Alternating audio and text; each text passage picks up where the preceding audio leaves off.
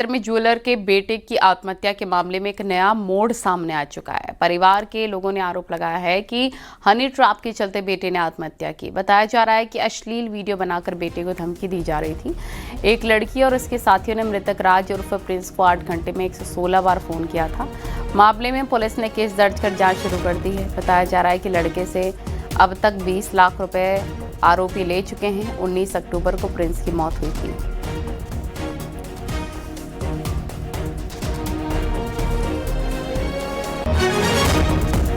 किया गया है, जो कि परिवारजनों ने कुछ उसमें आरोप मतलब एक लड़की पर लगाए हैं। तो उसी क्रम में इसमें टीमें गठित कर अलग अलग बिंदुओं पर जांच की जा रही है और तथ्य सामने आने पर जो भी लीगल एक्शन है वो उसी क्रम में लिया जाएगा।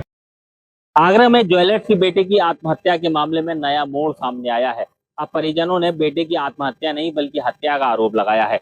परिजनों का आरोप है कि उनके बेटे को लगातार ब्लैकमेल किया जा रहा था, अश्लील वीडियो वायरल करने की धमकी दी जा रही थी और पैसे की डिमांड की जा रही थी, जिसके चलते उनके बेटे ने आत्महत्या नहीं की बल्कि उसको जहर देकर मौत के घाट उतार दिया। 19 अक्टूबर को राज उर्फ प्रिंस की मौत हुई थी। मौत का कारण पोस्टमार्टम रिपोर्ट में जहर खाना सामने आया था। हालांकि मौत के बाद जब परिजनों ने उसका मोबाइल फोन चेक किया तो उसमें पता चला आयुषी आगरा में ज्वेलर्स की बेटे की आत्महत्या। जौनपुर के बदलापुर थाना क्षेत्र में महिला टीचर ने बच्चों की पिटाई कर दी है। निजी पब्लिक स्कूल में छोटे छोटे छात्र छात्राओं की बेरहमी से पिटाई का मामला सामने आया। सवालों का जवाब नहीं बताने पर टीचर ने बच्चों को चांटा मारा, डंडे से पीटा है। मासूम बच्चों की पिटाई का वीडियो सोशल मीडिया पर वायरल हो रहा है।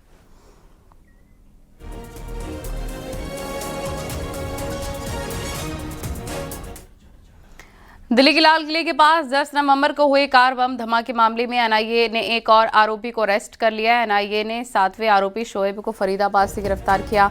जांच एजेंसी के मुताबिक आरोपी शोएब ने धमाके से पहले मुख्य आतंकी उमर उन नबी की मदद की थी, उसे छिपने की जगह और ज़रूरी मदद उपलब्ध कराए थे। गिरफ्तार आरोपी शोएब फरीदाबाद के धौज गांव का रहने वाला है। जांच में सामने आया है कि शोएब ने आतंकी उमर को धमाके से ठीक पहले अपने यहां पर पनाह दी थी, उसे गाड़ी भी मुहैया कराई।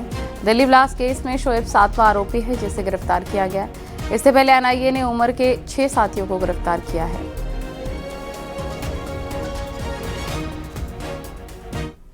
और दिल्ली ब्लास्ट केस से एक जुड़ी बड़ी खबर आपको बता दें, जांच में कानपुर से फंडिंग का कनेक्शन मिला है और इसके बाद जांच एजेंसियों ने 3 एनजीओ खाते फ्रीज कर दिए। डॉक्टर शाहीन से जुड़े लोगों की जांच शुरू हो गई है। सूत्रों की माने तो केस दर्ज करने की कवायद भी तेज हो गई है।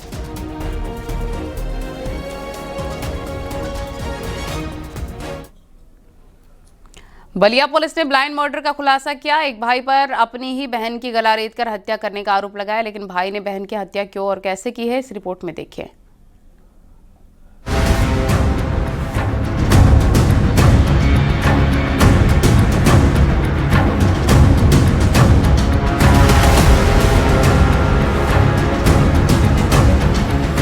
पुलिस की गिरफ्त में खड़े इस लड़के पर अपनी ही बहन की हत्या का आरोप है। इस शातिर लड़के का नाम पिंटू यादव है। इसने न सिर्फ अपनी बहन की हत्या की बल्कि बहन के प्रेमी को भी रेप और मर्डर केस में फंसाने के लिए खतरनाक साजिश रची। हत्याकांड में लड़की का चाचा भी शामिल था, हालांकि अभी वो फरार है। बलिया पुलिस ने ब्लाइंड मर्डर का खुलासा किया है।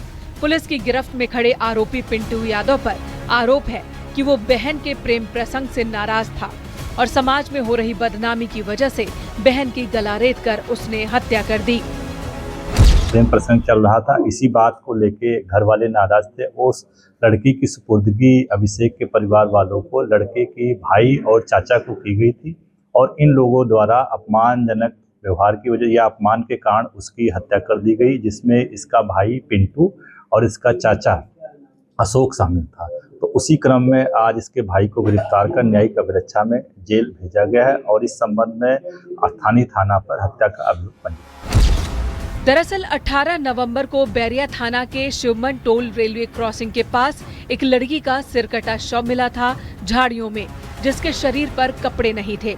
पुलिस ने शव को कब्जे में लेकर जांच शुरू की, तब पता चला कि लड़की का अभिषेक यादव नाम के लड़के से काफी दिनों से प्रेम प्रसंग चल रहा था।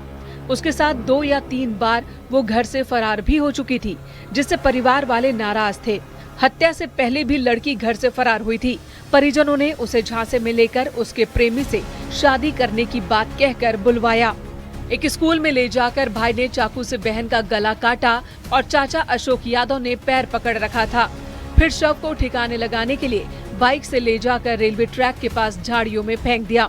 डेड बॉडी से कपड़े भी उतार दिए ताकि घटना को रेप और हत्या का एंगल दिया जा सके और प्रेमी को फंसाया जा सके। हालांकि पुलिस की तफ्तीश में अपराध की पूरी कलई खुल गई और हत्या का आरोपी शिकंजे में है।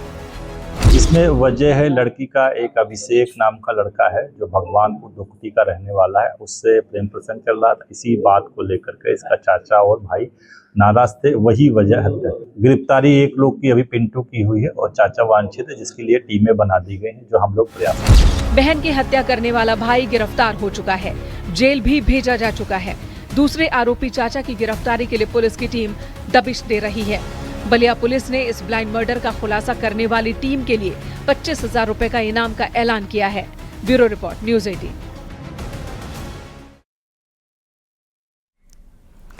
ग्रेटर नोएडा के बहुचर्चित निक्की भाटी हत्याकांड में पुलिस ने चार्जशीट कोर्ट में दाखिल कर दी है। 500 से अधिक पन्नों की चार्जशीट दाखिल की गई है। न्यूज़ 18 के पास चार्जशीट की कॉपी मौजूद है। चार्जशीट में निक्की के पति विपिन भाटी ने बयान दर्ज किए।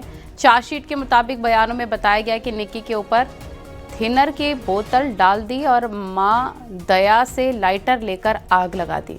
निक्की के बेटे के भी बयान दर्ज हो गए हैं। निक्की और विपिन के 6 साल के बेटे एविश भाटी ने बताया कि घटना के वक्त वो मौजूद था। पिता विपिन भाटी ने पहले मां निक्की भाटी को पीटा, फिर कुछ डालकर आग लगाई और पड़ोसी की छत से कूदकर भाग गए। पुलिस ने चार्जशीट में कहा मौके से कोई भी ऐसा सबूत नहीं मिला जिससे सिलेंडर फटने की बात सच पाई गई हो। चार्जशीट में हॉस्पिटल में डॉक्टरों और नर्सिंग स्टाफ के बयान भी दर्ज हुए, जहां पर सबसे पहले परिजन निक्की को लेकर पहुंचे थे। डॉक्टर और नर्स के बयानों से उनके पास कोई भी वीडियोज या वैज्ञानिक सबूत मिलने की पुष्टि नहीं हुई है।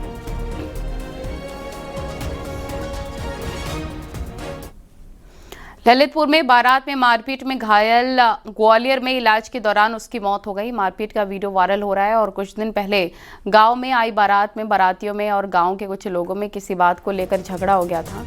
आरोप है कि इस दौरान हुई मारपीट में ग्रामीण गंभीर रूप से घायल हो गया और इलाज के दौरान उसकी मौत हो गई।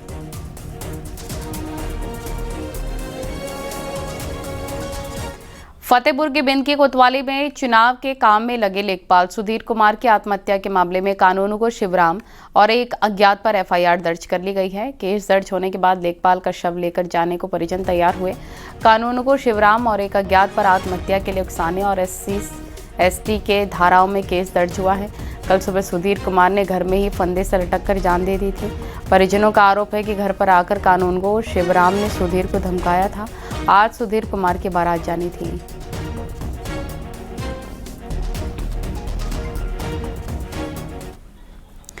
आगरा के थाना चिनेरा क्षेत्र में बदमाशों ने 2 मोबाइल और 8,000 रुपए लूट लिए और फरार हो गए। पुलिस जांच में जुटी है। बताया जा रहा है कि चाकू की नोक पर 2 मोबाइल और 8,000 रुपए कैश लूट लिए।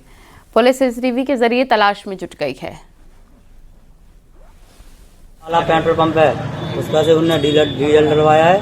डीजल डलवाने के बाद मैं आगे बैठा लिया हूँ और आगे आ गए हैं। वो आगे आके RS जो पेट्रोल पंप है उससे 1.5 किलोमीटर आगे आके उन्होंने हमारे साथ हाथापाई करी है। नार पे चाकू रखा है। नार पे चाकू रखने के बाद मोबाइल छुड़ा लिया है 2 और 8,000 रुपये ले लिए हैं। तो हम छोड़ के चले गए हैं। शादी समारोह में खुशियां उस वक्त मातम में तब्दील हो गई जब हर्ष फायरिंग करते समय गोली एक लड़की को जा लगी। अस्पताल में इलाज के दौरान लड़की की मौत हो गई। इसके बाद शादी समारोह तो खराब हुआ ही, पुलिस ने जो कार्रवाई की वो हर्ष फायरिंग करने वालों पर भारी पड़ी।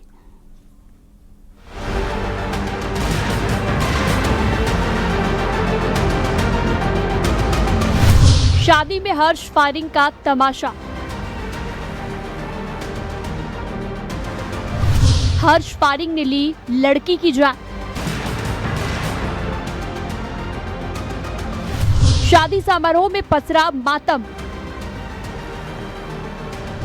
बैन के बावजूद हर्ष फायरिंग क्यों?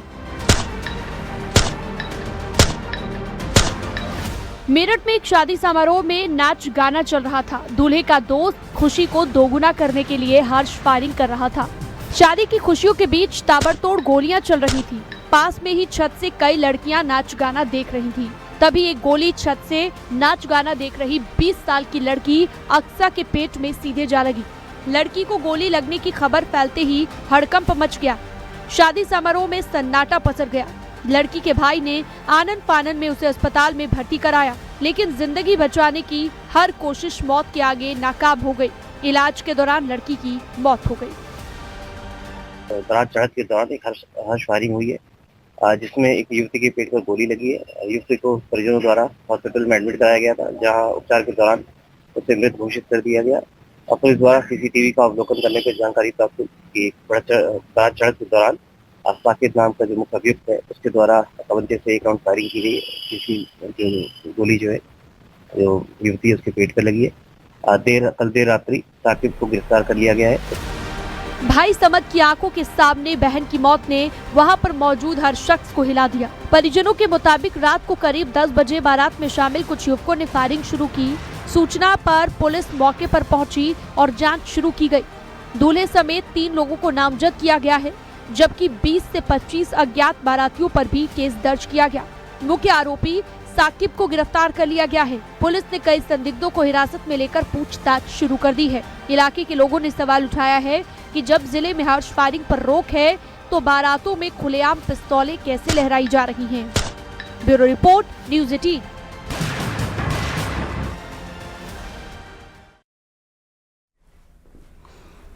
लखीमपुर खीरी के नीमगांव थाना क्षेत्र में एक लड़की का शव कब्र से निकालकर 600 मीटर दूर खेत में नग्न अवस्था में मिला है। लड़की की 4 दिन पहले बीमारी से मौत हुई थी। मामले में पुलिस जांच कर रही है। कब्र को शव से निकालने को लेकर गांव में तरह तरह की बातें हो रही हैं। कुछ हमारी जानकारी जो कुछ लोग कहना है कि तंत्र मंत्र है, कुछ कहते हैं जाति दुश्मनी है। हमारे फिलहाल हम लोग कहे हमारी कोई भी दुश्मनी किसी से है ही नहीं, यहाँ कोई से बुराई नहीं है। अब कुदरत अल्लाह जाने क्या है इसमें, क्या बताएं इसको। मौत बिटिया की बीमारी से हुई थी। हाँ, बीमार रहा है। हाँ, बीमार रहा है और नींद ही नहीं हो रहा है, उसको गोली खवाई जा रहा है, नींद की गोली। तब रात रहते परेशान करते रहे। क्या नाम बताया आपने? शकील खान। आप पिता हैं? हाँ। लखनऊ से खबर, डॉक्टर के घर चोरी के बाद लगाई आग। करीब 45 लाख का चोरी का आरोप लगाया। जेवर और कैश लेकर चोर फरार हो गया। चोरी के बाद मकान में आग भी लगा दी। सबूत मिटाने के लिए आग लगाने की आशंका है। लखनऊ मेडिकल कॉलेज में तैनात है डॉक्टर शैलेंद्र। ये बड़ी खबर लखनऊ से, डॉक्टर के घर चोरी के बाद आग लगा दी गई। ये देखिए एक्सक्लूसिव तस्वीरें। करीब 45 लाख की चोरी का आरोप है। जेवर कैश लेकर फरार हो गए चोर। चोरी के बाद मकान में आग भी लगा दी। सबूत मिटाने के लिए हो सकता है आग लगाई हो। लखनऊ मेडिकल कॉलेज में हैं डॉक्टर शैलेंद्र। ऋषभमणि त्रिपाठी इस पर ज़्यादा जानकारी देंगे, हमारे सहयोगी। ऋषभ, क्या जानकारी मिल रही है और ये चोर, इनके बारे में क्या इन्फॉर्मेशन मिल रही है? क्या वो कोई अपने भी हो सकते हैं, क्योंकि घर में आग तक लगा दी गई है? और फिलहाल डॉक्टर और परिवार वालों की स्थिति कैसी है? देखिए, ये अपने आप में अनोखा मामला है। चोरी के तमाम मामले सामने आते हैं, लेकिन ये मामला थोड़ा सा अनोखा है, अनूठा है, जहां पर चोरी के बाद घर में आग लगाई गई है।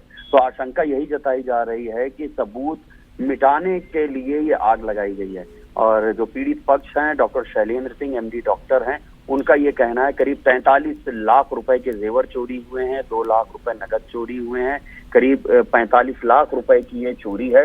वो मेरठ में अपने परिवार के साथ थे तब ये चोरी हुई है। हालांकि उनका कहना है कि घर पर हमने एक सिक्योरिटी गार्ड तैनात किया था, लेकिन चोरी के बाद से सिक्योरिटी गार्ड गायब है। लिहाजा उनका पहला शक सिक्योरिटी गार्ड पर है और पुलिस भी सिक्योरिटी गार्ड को तलाश रही है। मौके पर पुलिस की टीम पहुंची है और फॉरेंसिक की टीम पहुंची है, वो भी वहां से तमाम सबूत जुटा रही है। अभी आशंका यही है कि चोरी करने के बाद एक साजिश के तहत मकान में आग लगाई गई है। क्योंकि पुलिस को जांच में भी तमाम ताले टूटे हुए मिले हैं, जो सेफ हैं उसके भी लॉक तोड़े गए हैं और वहां से रकम और जेवर निकाले गए हैं। ठीक है, विस्तार से जानकारी देने के लिए आपका बहुत शुक्रिया ऋषभ। देख सकते हैं आप ये एक्सक्लूसिव तस्वीरें। अलीगढ़ के ऊपरकोट जामा मस्जिद के पास नगर निगम ने अतिक्रमण हटाओ अभियान चलाया है और जामा मस्जिद के चारों ओर फैले अवैध निर्माण पर बुलडोजर चला है। अतिक्रमण अभियान के दौरान सड़क और फुटपाथ पर बनाए गए ढांचे तोड़े गए। अतिक्रमण हटाने के बाद जामा मस्जिद के पास जल्दी ही सीसीटीवी कैमरे भी लगाए जाएंगे।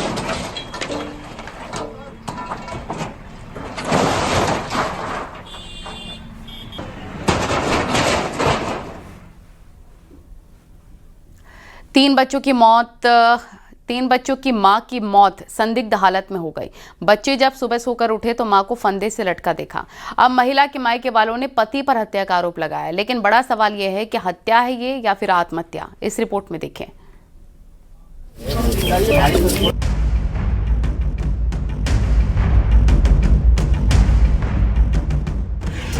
तस्वीरें जौनपुर के गोरा बादशाहपुर की हैं, जहां घर में मातम पसरा है। छोटे छोटे बच्चे रो रहे हैं क्योंकि इन बच्चों की मां की संदिग्ध हालात में मौत हो गई। आंगन में शव रखा है और पुलिस जांच में जुटी है। कहा जा रहा है कि पति अपनी पत्नी से मारपीट करता था।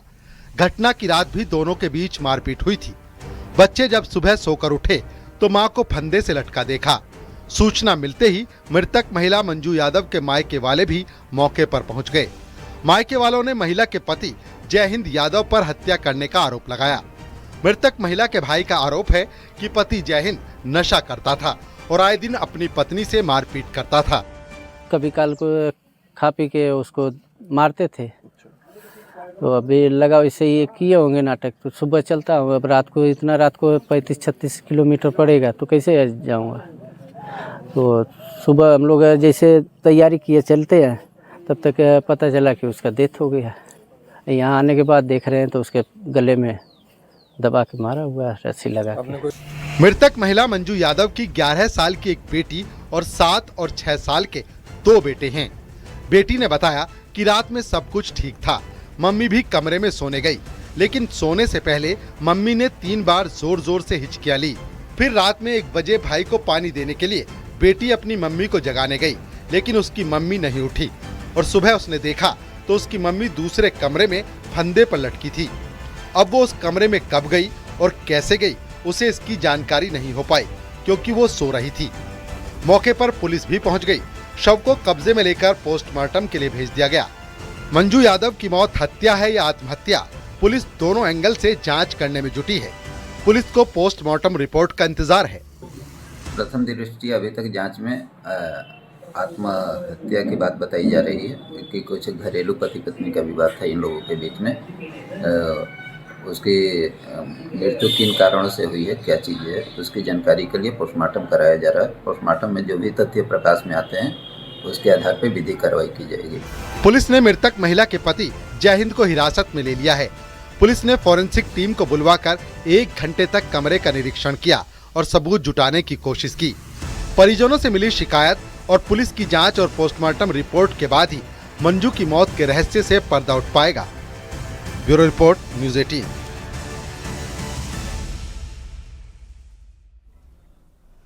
और संभल के हजरत गढ़ी थाना क्षेत्र में पैसे कलेक्शन कर लौट रहे 2 लोगों से बदमाशों ने 8 लाख रुपए लूट लिए हैं।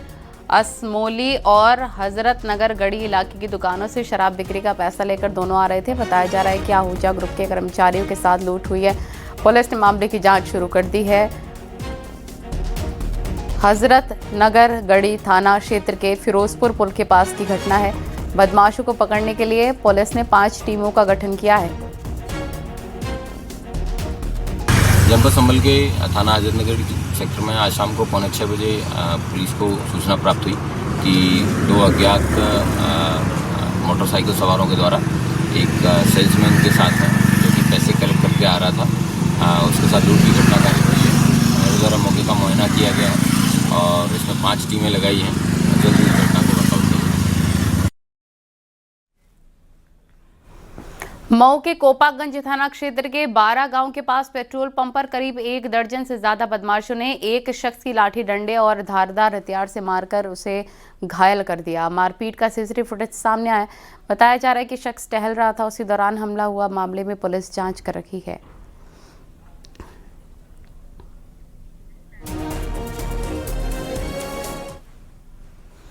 एक प्रेमी की करतूत और डॉक्टर की लापरवाही ने गर्भवती की जान ले ली। प्रेमी ने प्रेम प्रसंग बनाए तो डॉक्टर ने गर्भपात का महाअपराध कर दिया। देखिए रिपोर्ट।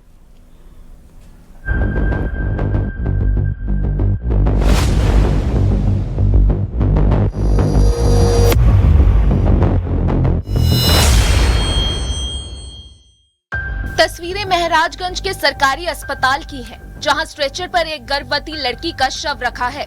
इस लड़की को न सिर्फ प्रेमी ने धोखा दिया, बल्कि इसके साथ डॉक्टर ने भी गुनाह किया। लड़की को प्रेम करने की सजा मौत के रूप में मिली है। प्रेमी से अवैध संबंध के बाद लड़की गर्भवती हुई थी।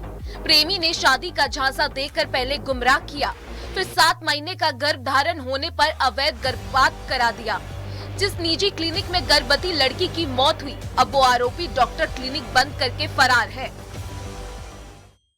दरअसल महराजगंज के निचलोल नगर पंचायत के यादव चौराहे के पास सड़क किनारे घायल और अचेत हालत में एक लड़की पड़ी थी। स्थानीय लोगों ने पुलिस को सूचना दी। पुलिस को पता चला कि अविवाहित होने के बावजूद लड़की 7 महीने की गर्भवती है। इलाज के लिए अस्पताल पहुंचाया गया, लेकिन लड़की की मौत हो गई। पुलिस के मुताबिक लड़की का प्रेमी 23 नवंबर की शाम निचलोल स्थित गुप्ता क्लिनिक लेकर आया था। आरोप है कि अवैध तौर पर गर्भपात कराने की कोशिश की गई। इसी दौरान प्रेमिका की तबीयत बिगड़ गई, लेकिन जिम्मेदारी निभाने की बजाय क्लिनिक संचालक डॉक्टर ने लड़की को मरते हाल में सड़क पर फेंक दिया और खुद ताला लगाकर फरार हो गया। पुलिस ने प्रेमी की जानकारी पता कर हिरासत में ले लिया है। साथ ही क्लिनिक से जुड़े एक शख्स को हिरासत में लेकर पूछताछ शुरू कर दी है। वहीं फरार अस्पताल संचालक पर हत्या जैसी गंभीर धाराओं में कार्रवाई की तैयारी की जा रही है। Bureau report, news 18।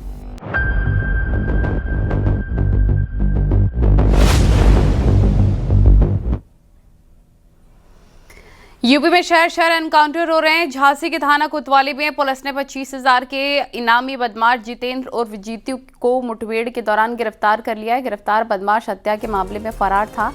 आगरा में पुलिस का ऑपरेशन लंगड़ा अभियान जारी है। एनकाउंटर में पुलिस ने 4 बदमाशों को गिरफ्तार किया है। इसमें 2 बदमाश के पैर में गोली लगी है। घायल बदमाशों को इलाज के लिए एसएन मेडिकल कॉलेज भर्ती कराया गया। बुलंदशहर के थाना सिकंदराबाद कोतवाली क्षेत्र में एनकाउंटर में शातिर बदमाश जितेंद्र उर्फ जीतू गिरफ्तार हुआ। जितेंद्र का दूसरा साथी अंधेरे का फायदा उठाकर मौके से फरार हो गया।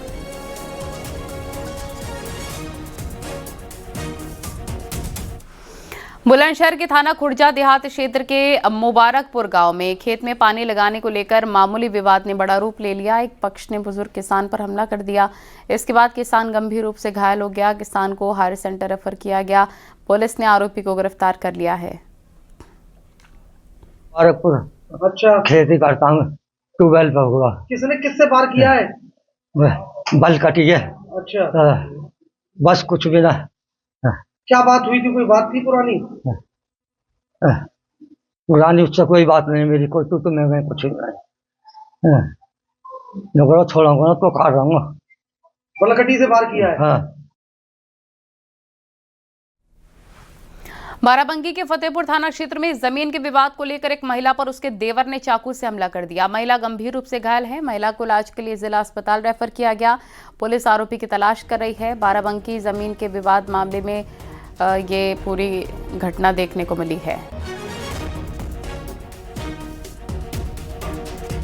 जमीन के विवाद का मामला है। महिला पर देवर ने हमला कर दिया। महिला गंभीर रूप से घायल है। उसका अस्पताल में इलाज चल रहा है।